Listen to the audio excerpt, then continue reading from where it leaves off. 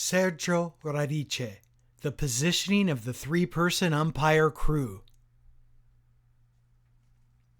Hello everyone, this is the first session about the positioning of the three-person umpire crew. The first session on this topic will be presented by me, Sergio Radice, and the next two by my colleagues. We will discuss the A-Series baseball games and the proper mechanics needed as umpired by a three-person crew. Let us begin. The positions needed based on different game situations include those seen on your screen. Position A, where the umpire is positioned behind first base along the first base line. Position B, where the umpire is positioned behind the mound on the right side of second base and facing home plate. Position C, same as above but on the left side of the mound, and position D, behind third base and along the third base line. The starting position is seen on your screen. Head umpire behind home plate, the first base umpire in position A, and the third base umpire in position D. With the runner on first base, we have the umpire in position A much closer to first base, roughly 12 feet away, in order to be prepared for a pickoff play. Umpire who was at position D is now in position B or C based on his or her choice. This needs to be deep positioning at the end of the infield grass. This is because the third base umpire has no responsibility with regard to the runner on first base and can focus on second base. With runners on first and second base, we have the umpire at first base in position A and the third base umpire in position C, less deep as before. With runners on first and third, we have the umpire at first base in position A and the umpire at third base still in position C. With bases loaded, we have the same situation as with runners on first and third, umpires at positions A and C. When we have first base empty with less than 2 outs, the first base umpire must be in position B, near the end of the infield grass. In this example, you can see that we only have a runner on second base, and the third base umpire can remain in position D, far from the base.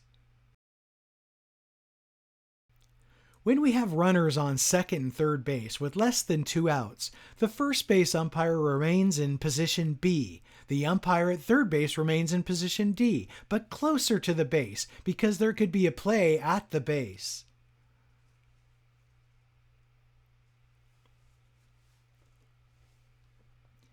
If there is only a runner on third, the first base umpire is in position A. The third base umpire is in position D, close to the base, to be prepared for a play at the base.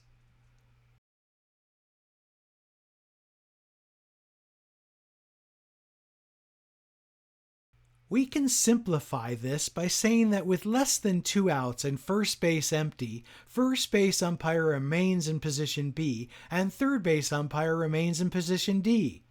Instead, when we have first base occupied or empty with 2 outs, first base umpire remains in position A and third base umpire remains in position B or C based on the situations we saw in the previous slides.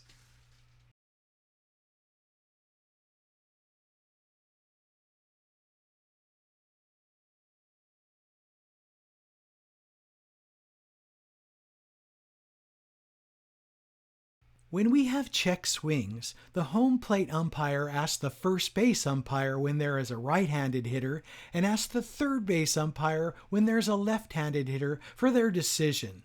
This depends again on the situation.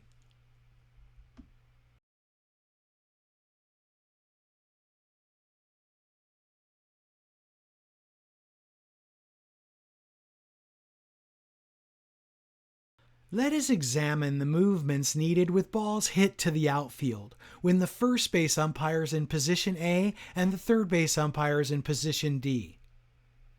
If there is a fly ball to right center field, the first base umpire needs to judge the ball and put themselves in a position to do so effectively.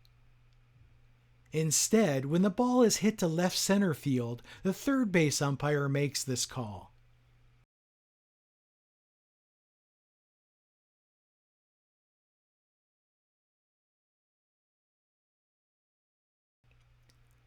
When there is a situation where first base umpire is in position A and third base umpire is in position B or C, the outfield gets divided into three parts.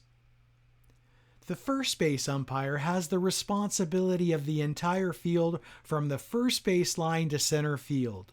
The third base umpire has the responsibility of left center field as seen on your screen, but without ever leaving the infield, and the home plate umpire has the responsibility of anything to the left of left center field.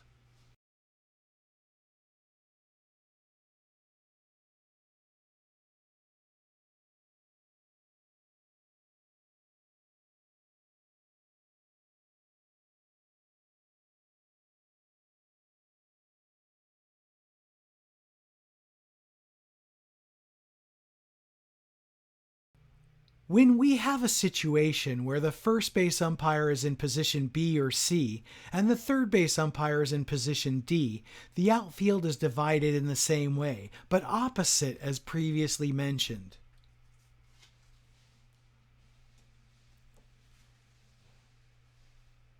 The third base umpire has the responsibility of the entire field from the third base line to center field.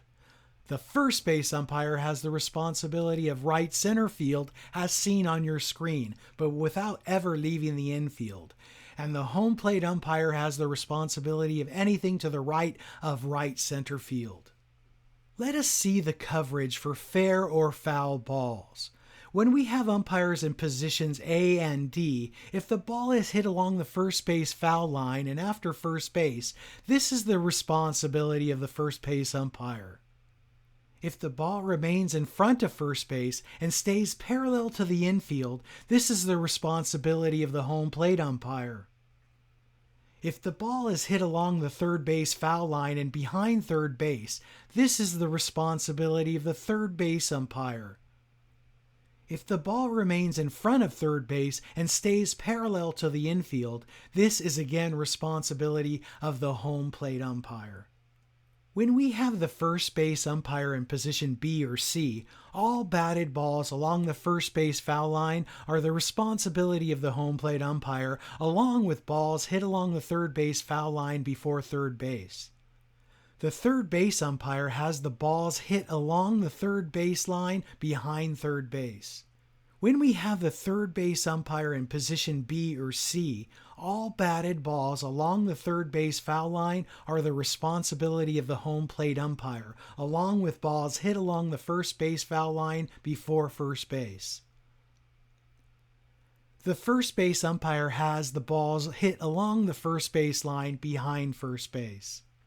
One fundamental thing to remember is when one of the base umpires leaves their position to judge a ball hit to the outfield, they must remain in this new position away from their original spot.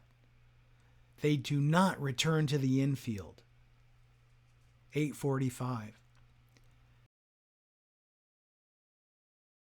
Therefore, the umpire crew changes their positioning philosophy from a 3-person crew to a 2-person crew. Now let us watch an animation with the figures on your screen to help understand this.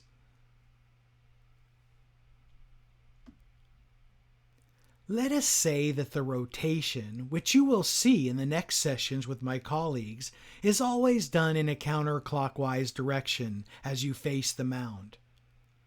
The exception here is the slide rotation.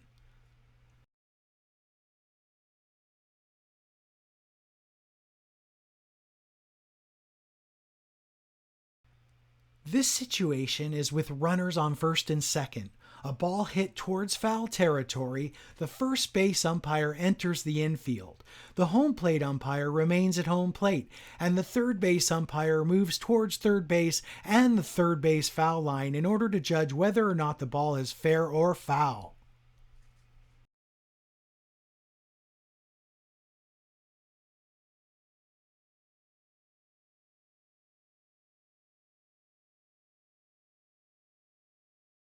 Now let us see a situation with bases empty, ball hit to right center field, where the first base umpire leaves his position to make a call on the play. You can see the first base umpire leave position A, judge the ball, dependent on the play made by the outfielder, and remain there.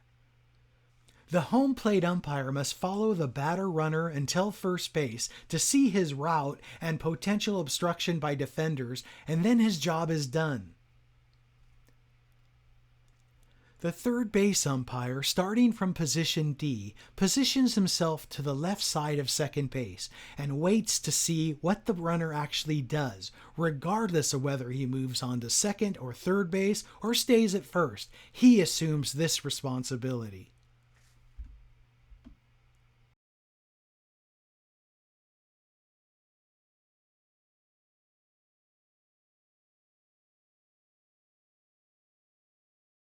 Let us see the same situation, but with a ball hit to left center field.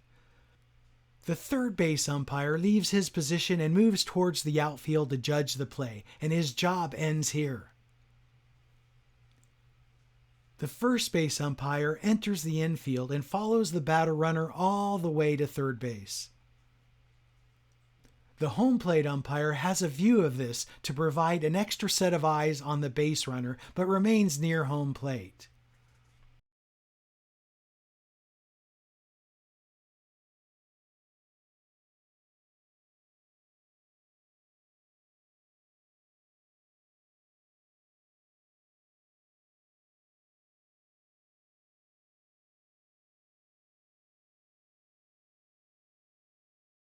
In a three-person umpire crew, you must not be overly worried about whether or not someone missed making the right rotation or movement.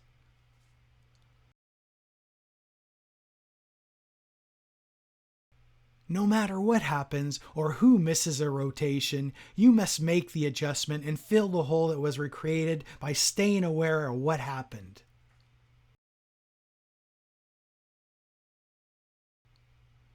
You must work together at all times.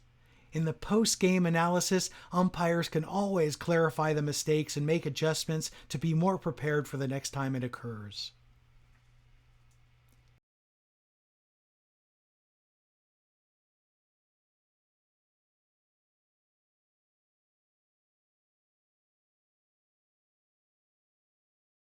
I thank you for your time and wish you a great season. You will continue the next two sessions on this topic with my colleagues. Thank you.